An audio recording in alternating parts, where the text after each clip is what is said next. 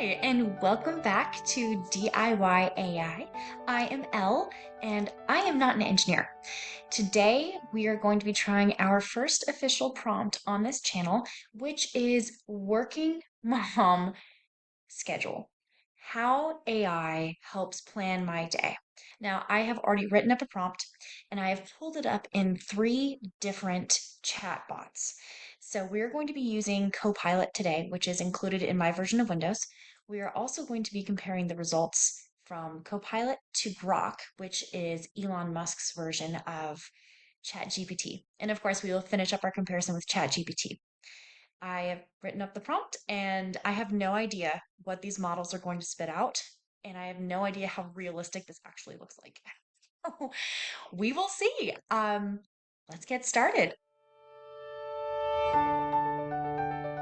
Okay, so here is the prompt that I have provided to Copilot. I've provided the same prompt to Grok and ChatGPT. I have not clicked enter in any one of these because I want to see how long it takes to process. So essentially what I did is I told it to create a realistic workday schedule for a full-time working mom who has back-to-back hybrid in-person / virtual meetings. And I listed out some very specific criteria for my day. Now, something that I've noticed is you tend to get better results when you're a little bit more specific, but if you get overly specific, it will confuse the LLM, which LLM stands for large language model. So let's go ahead and see what it does. Okay. I also asked Copilot to provide it with a little bit of personal flair to keep it interesting. All right, let's take a look. So morning routine, 6:30 a.m., wake up. Oh, a big stretch and a few deep breaths. I'm curious how many of you take that time for yourself in the morning. For me, I usually just hop straight in the shower, call it a day. 6:45. I personally do not wake my gremlin up that early. Some of you might be a little bit more brave than myself.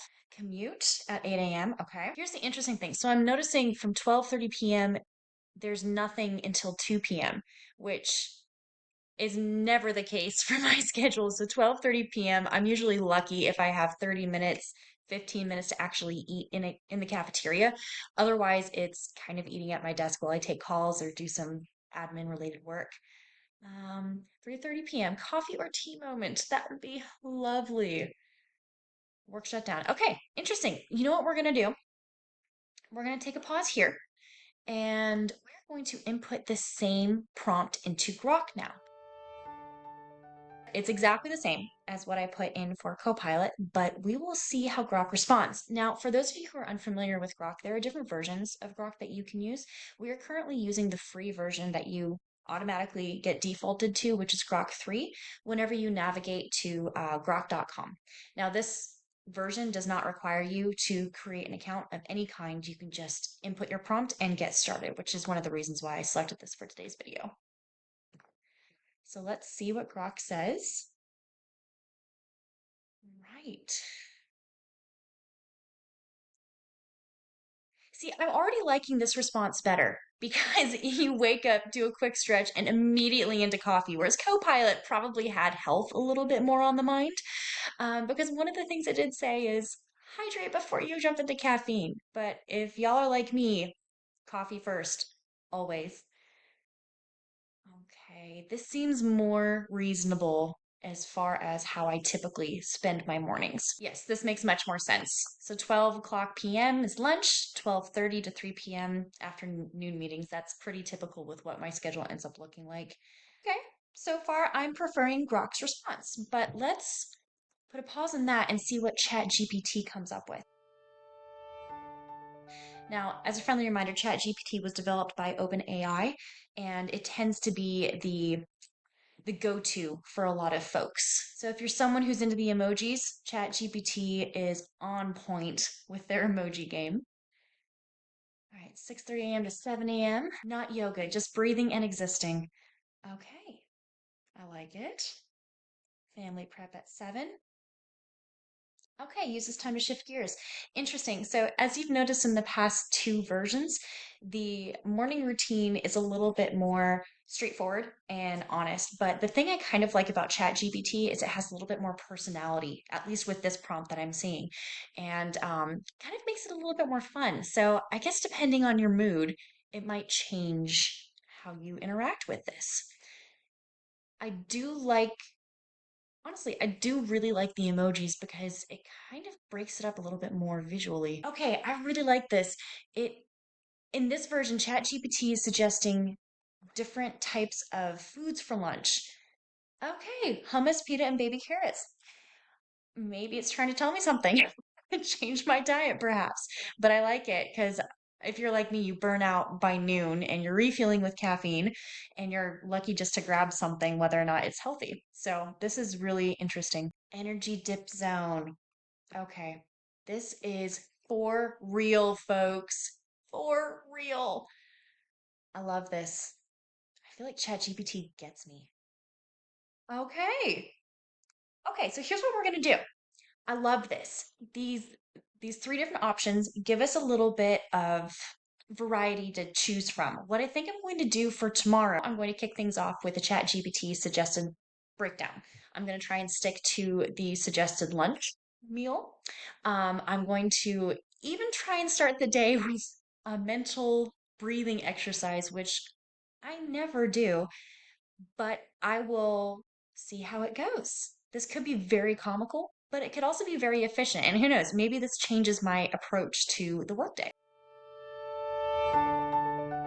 Well, we're done with the workday. And just as a recap, we were able to choose ChatGPT to plan my day. But let's be honest, it did not survive for long at all. Mike Tyson actually said everyone has a plan until they get punched in the mouth. And for me, getting punched in the mouth is, I guess apparently it starts with rolling out of bed. I will say though, it was interesting reading among ChatGPT, Copilot, and Grok to see little bits of snippets. So even though my schedule didn't even come close to what was suggested in either case, what did end up happening is it did give me some insight into some things that maybe I should be doing anyways to take care of myself. For example, one of the things that I did implement this time around that I haven't before is maybe during a shower, I listened to my favorite podcast, which was a great way to kind of start the day. ChatGPT was great. There were also a couple of good tidbits from Copilot as well as Grok, and you can definitely tell that they focused on having a similar kind of response because a lot of the same tidbits, while they varied in their level of detail, they had the same kind of message. So, for example, lunch was suggested in Copilot.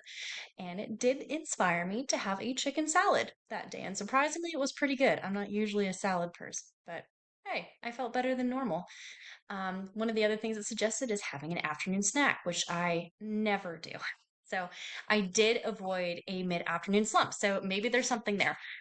All this goes to say that ChatGPT should not be given full reign over our schedules, but maybe leaning into some of these different LLMs and seeing what an ideal type of situation would be kind of provides us with a little bit of experimentation or potentially even a little bit of inspiration and can help us change the way we live our lives on a daily basis.